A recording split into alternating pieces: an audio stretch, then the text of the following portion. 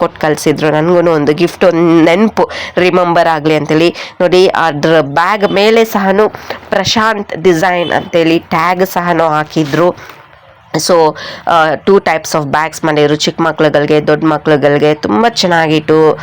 ಒಂದು ಮೆಟೀರಿಯಲ್ ಆಗಿರ್ಬೋದು, ಆ ಜಿಪ್ಪು ವೈಸ್ ಆಗಿರ್ಬೋದು, ಒಳಗಡೆ ಬುಕ್ಸ್ ಇರೋ ಸ್ಪೇಸ್ ಆಗಿರ್ಬೋದು, ತುಂಬಾ ಚೆನ್ನಾಗಿತ್ತು. ಬ್ಯಾಗ್ ಒಂದು ಕ್ವಾಂಟಿಟಿ ವೈಸು ನಾವು ಯಾರಿಗೂ ದಾನ ಮಾಡ್ತೀರಿ ಅಂದರೆ ಯಾವುದೋ ಒಂದು ಲೋಕಲ್ ಕೊಡೋ ಅಂಥದ್ದಲ್ಲ, ಒಳ್ಳೆ ಒಂದು ಮೆಟೀರಿಯಲಿಂದ ಕೊಟ್ಟಿರೋ ಅಂಥದ್ದು.